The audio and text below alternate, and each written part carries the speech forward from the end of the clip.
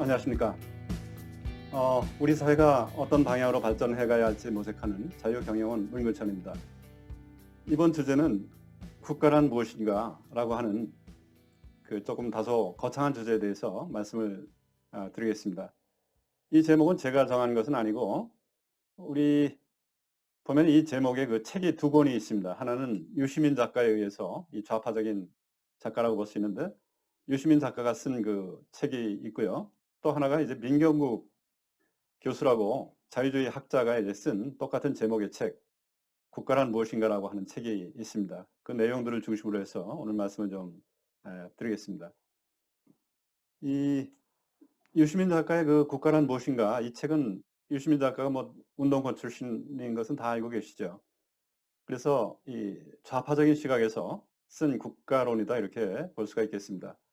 그래서 내용의 앞부분은 다양한 철학자들의 이론들을 쭉 소개를 하고는 있는데 결국 결론에 가서는 시장은 정의롭지 못하고 이것을 바로잡는 것이 바로 국가의 할 일이다 이렇게 이제 결론을 맺고 있죠. 뭐 조금 인용을 해보자면은 자유시장의 경쟁을 통한 소득과 부의 배분은 이론적으로는 정의로울 수 있지만 실제 현실에서 정의로운 것은 결코 아니다. 시장은 정의를 실현하지 않는다.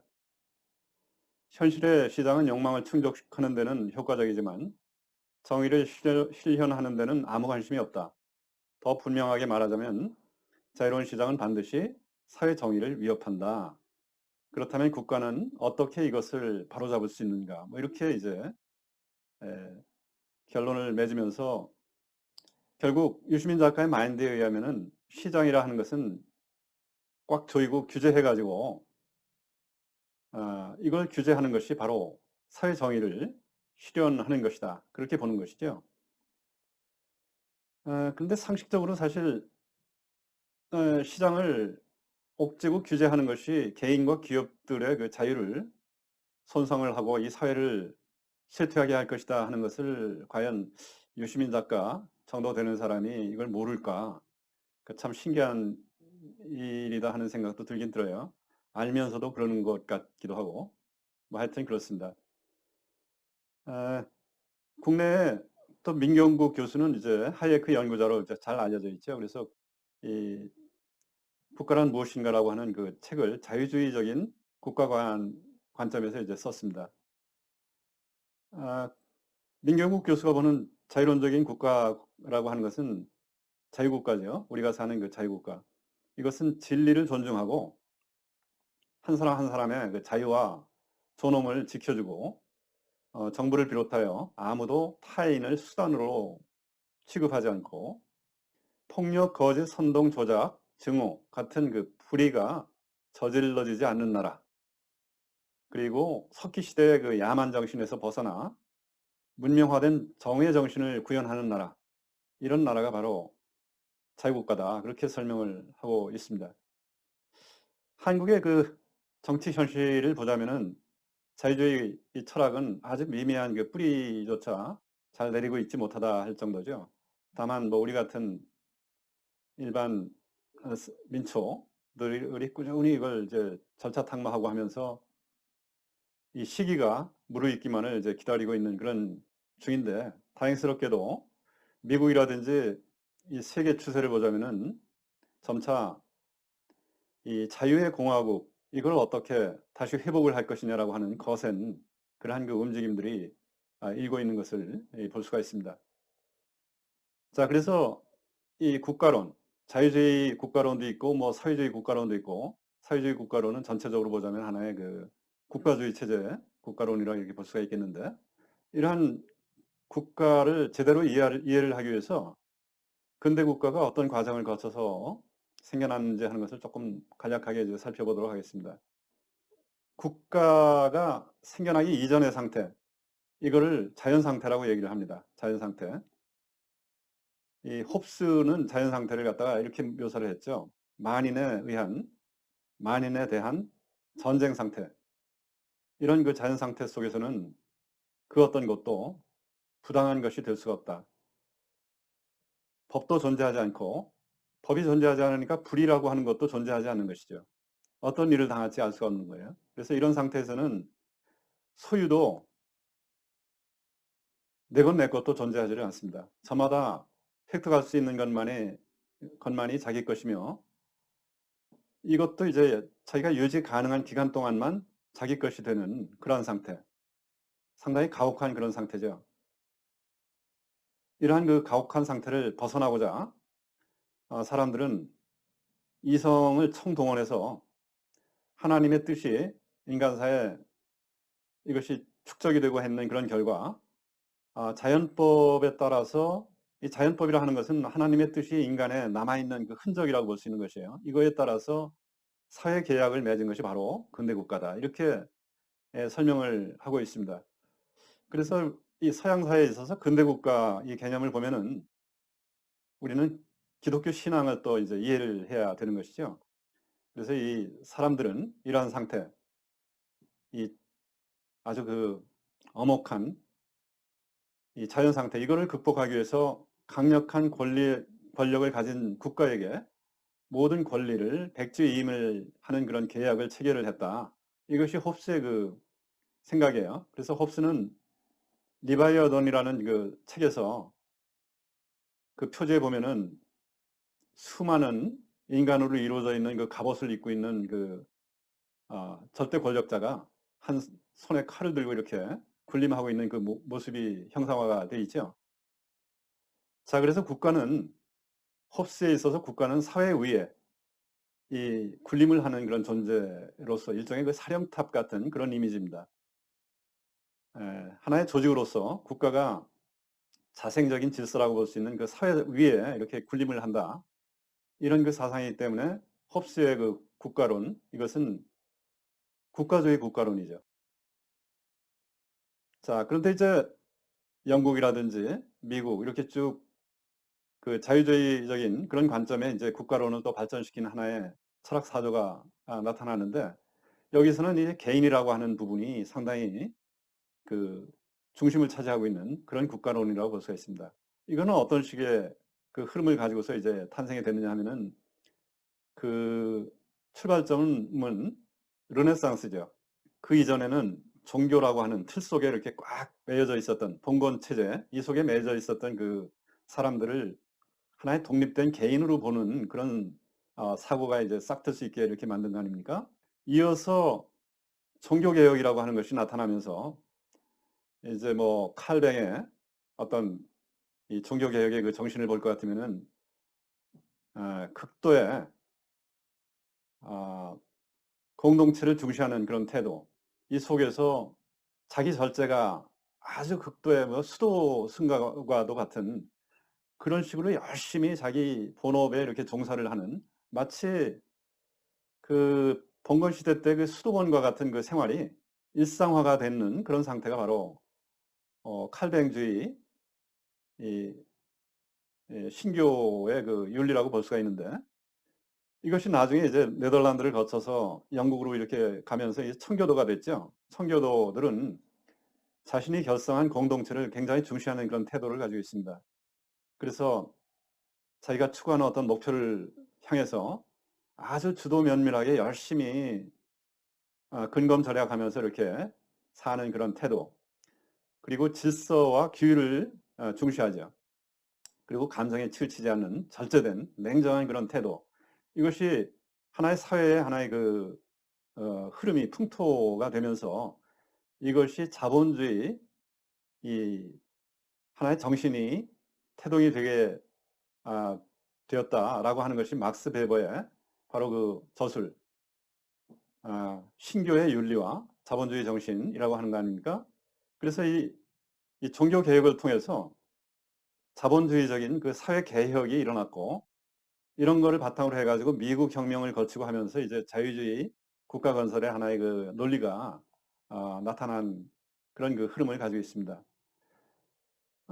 이 자유주의 국가론의 그 철학자는 홉스하고 대비되는 철학자는 바로 존 로크입니다. 로크는 국가 권력을 절대적인 하나의 마음대로 할 수 있는 그런 존재로 본 것이 아니고 국가 권력은 원래부터 부도덕하다.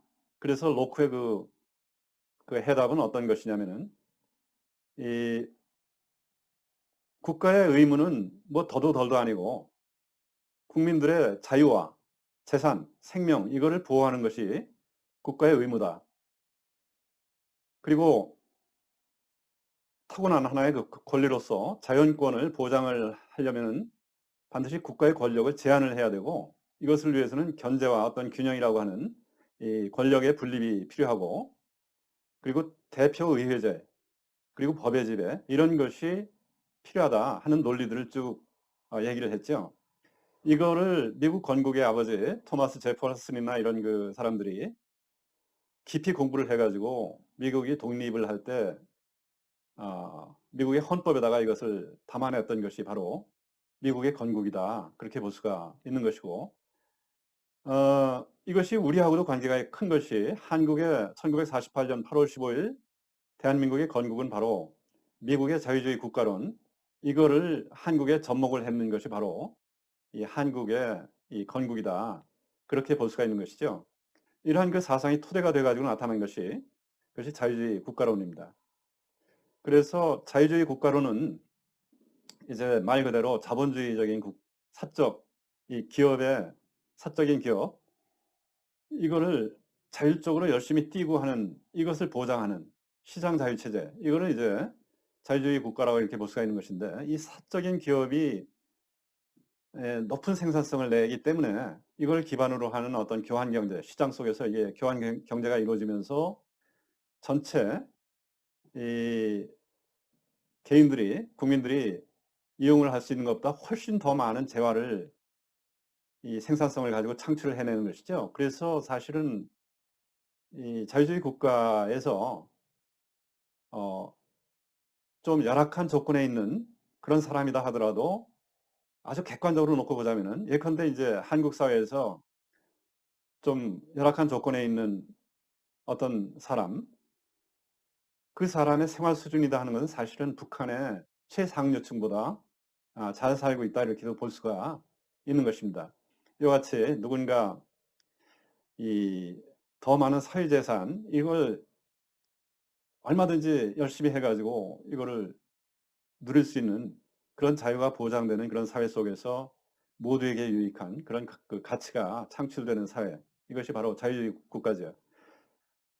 그런데 이 국가주의 국가, 이제 자유주의 국가가 순탄하게 그렇게 전 세계에 이렇게 뿌리를 내린 그런 역사를 우리가 그 세계사를 보면은 그렇게 된 것은 아니죠. 이 역사를 하는 것은 굽이쳐 흐르기도 하고 뭐 뒤로 후퇴하기도 하고 이렇게 이제 되는 것인데 뭐 예컨대 이제 프랑스 혁명 이후에 이 고삐 풀린 그런 개인들 이것이 득세하면서 진정한 그 성숙한 개인이라고 하는 것은 증발을 하고 대신 일종의 그때 집단 이것이 득세하는 그런 현상이 만연이 되면서 뭐 이 국가주의가 다시 복귀가 되는데 이것이 바로 마르크스 사회주의 국가라고 볼 수가 있습니다. 이런 와중에 이제 니체는 신이 죽었다 그런 그 표현을 썼는데 이 얘기는 바로 공동체 차원에서 우리가 공유해야 되는 그 인간으로서의 성숙한 개인으로서의 그 윤리와 도덕 이것이 증발해버리고 없어졌다라고 하는 이런 그 진단을 바로 신은 죽었다 이렇게 표현을 한 것이죠. 그런 속에 그 하나의 때의 집합이라고 볼 수 있는 무슨 민족이라든지 계급, 뭐 잘 사는 자와 가난한 자, 뭐 이런 식의 계급, 뭐 이런 식으로 뭐 또 남자와 여자, 뭐 젠더 이런 식으로 이제 뭐 공리주의적인 규격화 이런 것이 만연한 그런 국가 이것이 바로 마르크스적인 또는 뭐 후기 마르크스니 해가지고 기본적인 생각은 다 똑같은 거예요. 때가 득세한 그러한 그 국가주의 이것이 이제 다시 복귀가 됐다 이렇게 볼 수가 있겠습니다. 그래서 이러한 그 생각 속에 마르크스적인 그 사회주의 국가로는 사유재산을 부정한 것이죠. 이 사유재산은 바로 어떻게 보느냐. 그 사람들이 이제 무산계급, 프롤레타리아, 무산계급에 대한 유산계급의 지배의 원천이 되는 것이 바로 사유재산이다. 그래서 소수의 그 지배계급이 다수의 피지배 계급을 착취하기 위한 도구로서 이것이 바로 그것이 국가가 돼 있기 때문에 이 국가를 아, 계급 투쟁에 의해서 혁명을 통해서 전복을 하고 프롤레타리아가 지배 계급이 되는 그러한 그 민주주의를 쟁취하는 이런 계급 혁명을 이루어야 된다.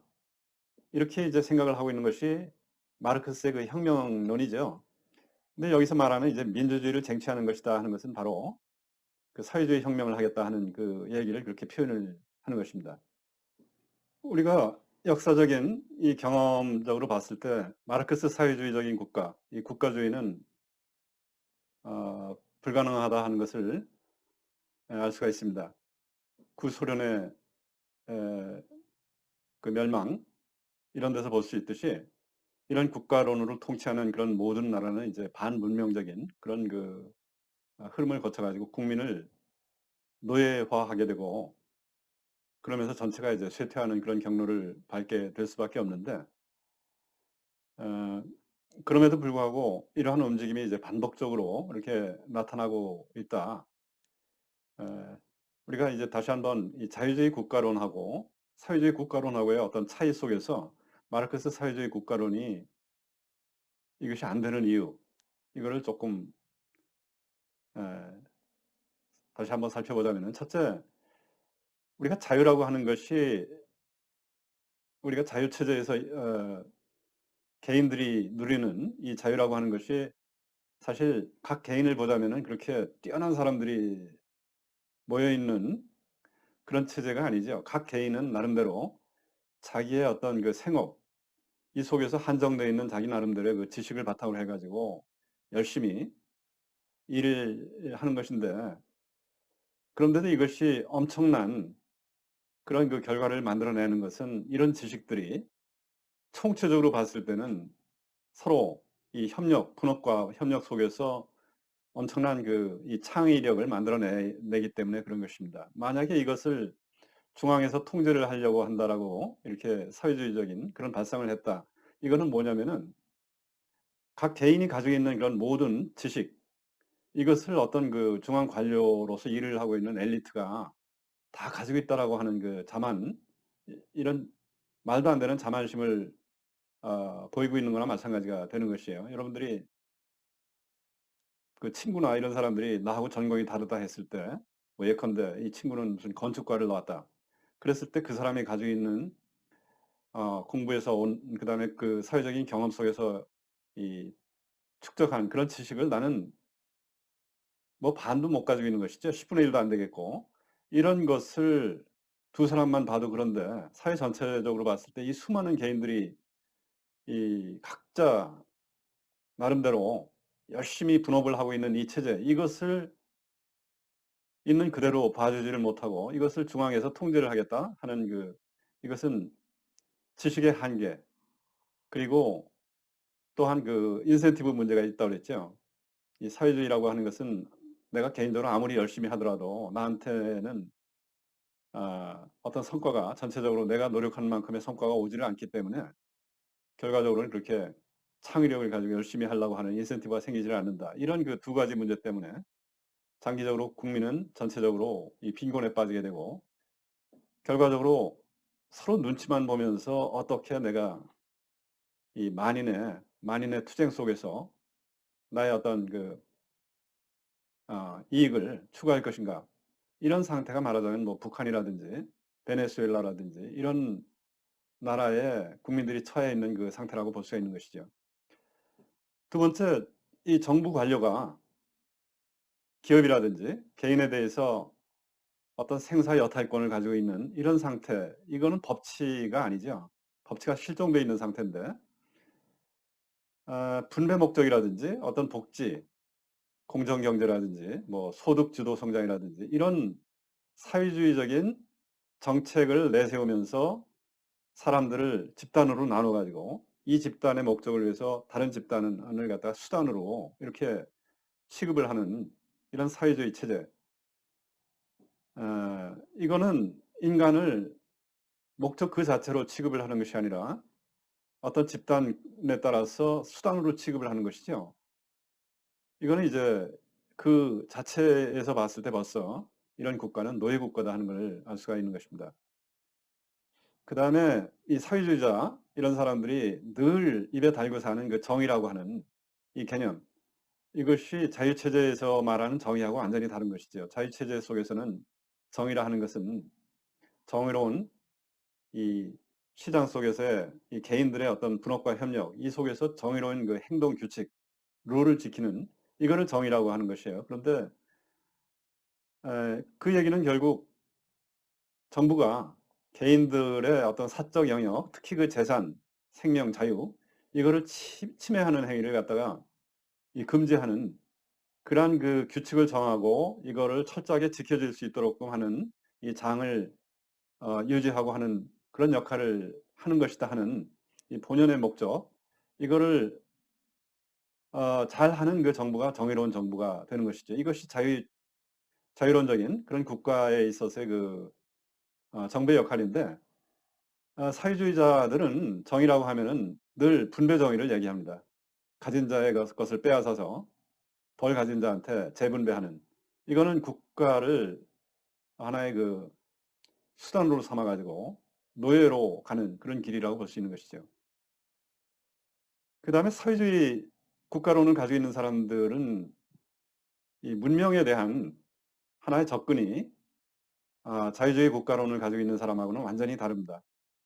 사회주의 이런 사람들이 최고의 가치로 여기고 있는 분배 정의, 이거는 이제 좋은 말로 얘기하자면은 사회정의 또는 뭐 연대감, 유대감 이런 말로도 표현을 할 수 있는데, 이거는 사실은 원시 공동체 뭐 한 20-30명이 이렇게 시족 집단을 이루면서 어 살던, 뭐 겉으로는 아름다워 보이지만 사실은 언제 어디서 다른 집단이 쳐들어와 가지고 모든 것을 인명을 살상하고 모든 것을 빼앗아 갈지 모르는 그런 속에서 이제 살던 그런 시대죠. 이런 속에 원시 공동체 속에서의 그 윤리, 도덕 이것이 바로 연대감, 유대감 이런 건데, 이거를 현대 거대 열린 사회 속에서 그대로 이걸 에, 지키고자 하는 것이 바로 사회 정의라고 하면서 이 분배 정의를 얘기하는 사람들이 이제 하는 그 발상이죠. 그러나 오늘날의 열린 거대 사회 속에서의 그 새로운 도덕이라 하는 것은 개인을 존중하고, 다시 말해서 집단주의를 배격하는 거예요. 그리고 이 개인이나 또는 기업이 열심히 해가지고 나오는 그 이익, 이득, 이윤, 이거의 도덕적인 가치, 이것이 바로 사회를 지탱하는 그 부의 원천이다 하는 이런 도덕적인 가치의 그 인식, 그리고 난 모르는 사람과의 어떤 교환이라든지 계약을 했다라든지 했을 때 그 충직성, 그리고 내가 스스로 결정하고 이 결정 결과에 따라서는 내가 또 책임진다라고 하는 그 이 자세, 이런 것이 현대 열린 사회 속에서의 도덕관이죠. 이런 거의 소중함을, 그리고 이런 도덕을 함양하는 그런 것이 바로 자유주의 국가에 있어서의 그 도덕이라고 볼 수 있습니다. 그리고 마지막으로 이제 어떤 헌법이라고 하는 그 이 틀 속에서 권력이 제한이 돼야 된다라고 하는 생각을 가지고 있어야 되는 것이죠. 의회에서, 국회에서 찍어내면은 다 법률이 된다라고 하는 이 무자비한 입법 만능주의적인 그런 발상, 이것이 이제 우리 사회에 지금 만연해 있습니다. 이거는 일종의 의회에 의한, 다수에 의한 폭력이죠. 이런 것을 우리가 바로잡는 그러한 그 이 마인드, 이것이 자유체제를 수호하는 하나의 마인드라고 볼 수 있는 것이죠.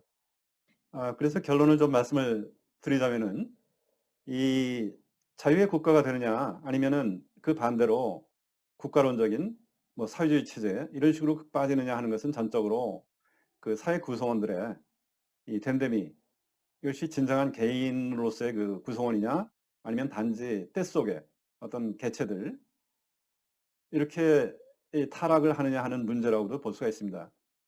우리가 과거에 대한민국이 수립이 되고 나서 초창기 때는 권위주의 시대였었죠. 이때는 공산주의라고 하는 것은 이승만 대통령 같으면 이것은 콜레라, 호열자와 같다 이렇게 이제 얘기를 했었고, 박정희 대통령 시대에는 뭐 국가보안법이라든지 이런 그 위력을 수단으로 해가지고 그쪽 사상에 물드는 것을 원천 봉쇄를 했었죠. 이제 그런 시대가 지났습니다. 그렇기 때문에 한국 사회가 성숙한 자유체제로 발전할 것인지 아니면 국가의 처분만을 바라는 어떤 그 때의 체제, 이런 체제로 갈 것인지 하는 것은 그야말로 이제 개인들의 이 성숙도에 달려 있다 이렇게 볼 수 있는 것이죠. 그런데 이제 한국 사회가 현재 어떻게 보면은 좀 우려할 만한 흡수적인 그런 자연 상태 쪽으로 오히려 많이 후퇴하는 것이 아닌가 하는 그런 생각을 좀 해보게 됩니다. 뭐 예컨대 흔히 그 나이롱 환자라고 하는 이 가짜 보험료를 타먹는 그런 사람들, 거짓말 범죄 이런 것들이 이제 만연하고 있고, 뭐 정치 쪽을 또 보자면은 입만 열었다 하면은 그저 다 거짓말인 것처럼 보일 지경인 그런 이 풍토, 이런 상태로는 자유체제라고 하는 것이 거의 불가능하다고 볼 수 있는 것이죠. 그래서 이 자유국가 이거를 만드는 일은 그 전제가 되는 이 진정한 개인들이 사회 속에서 얼마나 잘 자리를 잡느냐 하는 거하고 이제 직결되는 문제다, 그렇게 볼 수가 있겠습니다.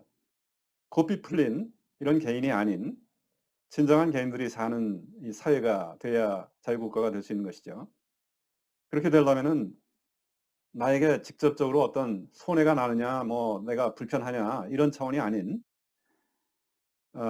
다소 손해가 된다 하더라도 그보다 더 중요한 것은 계약을 지키고 어떤 지적 이 충직성을 지킨다라고 하는 것이 민주 시민의 이 덕목이다 하는 그 깨달음이 있는 그런 개인이 되어야 하는 것이죠. 이런 사람들이 뭐 한두 명만 있어 가지고는 안 되는 것이고, 크리티컬 매스를 형성을 할 수 있을 때 우리 사회는 문명의 그 자유국가 이것을 지속 발전시킬 수가 있을 것이다. 그런 생각을 좀 해볼 수가 있겠습니다. 감사합니다.